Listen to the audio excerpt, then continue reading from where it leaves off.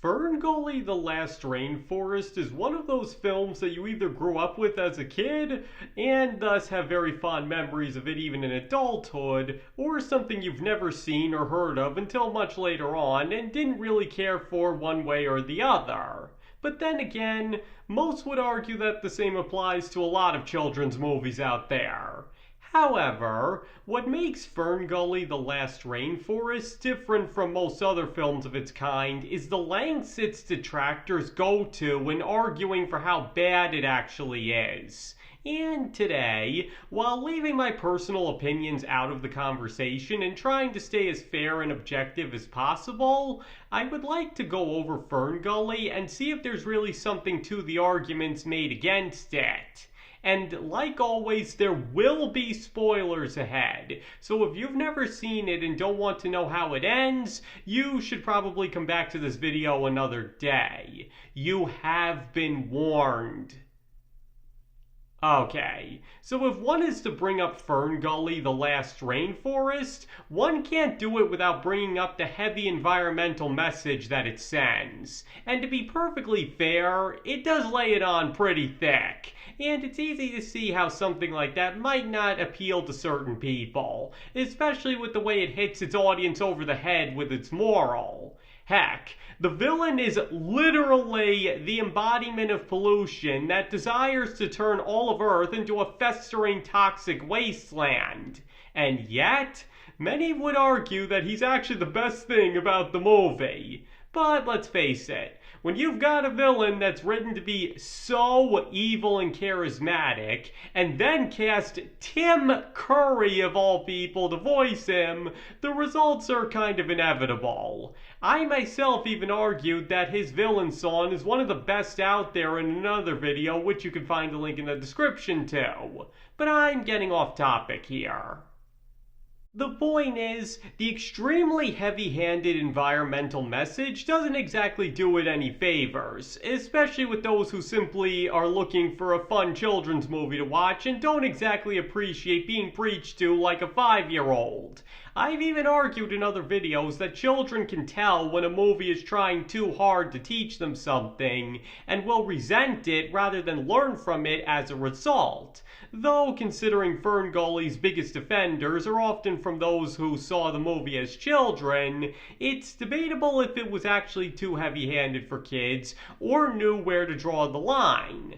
But either way, as far as more adult-oriented critics go, that's already one strike against it. But some actually take it a step further and try to argue that the movie ends up sending the opposite message of what it intended. Because in the context of the movie, the fairies are heavily connected to the environment and try to do as much good for it as they can. And considering they are the ones that end up defeating the literal embodiment of pollution by sealing him inside a tree, some have argued that instead of the movie trying to say that we need to take better care of the environment, it's actually saying that we humans don't need to worry about the environment because the fairies are around to take care of it for us. Now, I even briefly touched on this subject in the aforementioned video and countered that by saying that the movie is subtle enough to not come across that way. Because even if it does make it look like magical beings can help nature, where they obviously can in real life, it does also show that the level of destruction humans can make is often so great that the fairies can't keep up with trying to fix it, as well as the fact that the humans were the ones to release Hexus in the first place. So even if it can come across as a bit skewed, the movie does still have a leg to stand on in arguing that if humans don't change, the environment could be irreparably damaged as a result.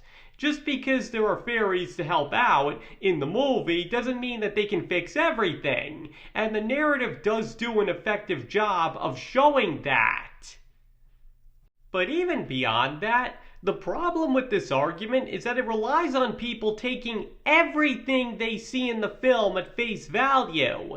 And as I even said in my video on escapism, which you can also find a link in the description too, the audience knows better than to just blindly copy and accept everything they see in a movie. Speaking as a man who's written books, one of the worst things a writer can actually do is underestimate the intelligence of their audience. What I'm trying to say here is, even if the fairies are a driving force in keeping the environment healthy in Ferngully, the Last Rainforest, people are still smart enough to get the hint that humans have to do their part in protecting it as well. Especially adults, who know full well that fairies don't exist. But again, considering the movie does show the destruction humanity can bring and the fairies' limited ability to fix it, even children can arguably take away from it exactly what the writers intended. Because as I just said, kid or adult, most audience members are smarter than to just take what's shown on screen completely at face value,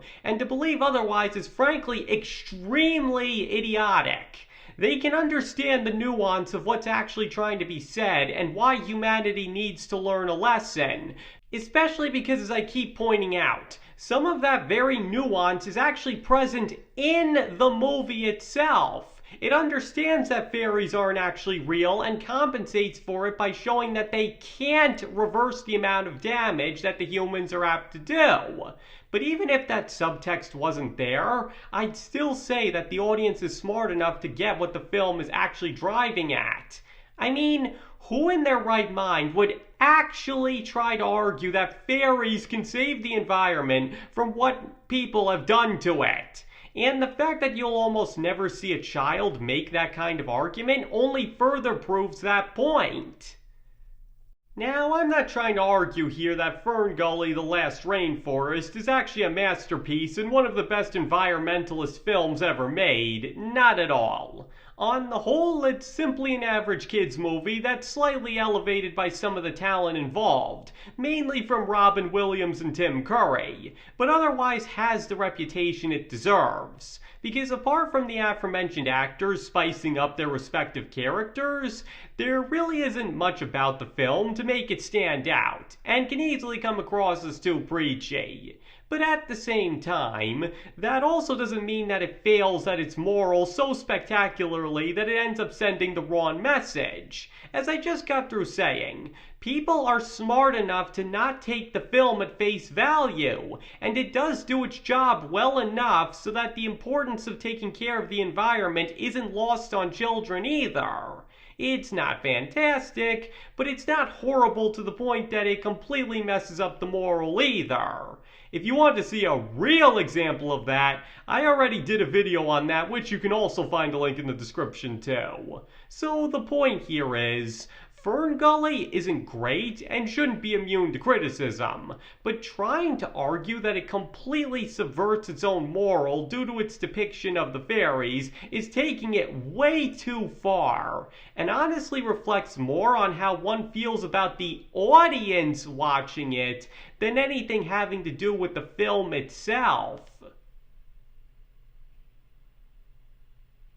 Okay, I think that's everything I had to say on that. So now I'd like to hear your opinions. Do you believe that Ferngully, the Last Rainforest does do an acceptable job of getting its message across? Or do you agree with those who argue that it imparts the wrong lesson about whose job it is to take care of the environment?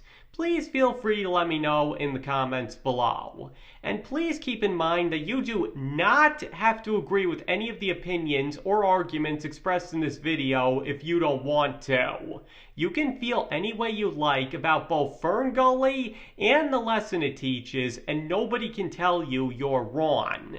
And thank you all for watching. I very much appreciate all of it. And I hope to see you all next time.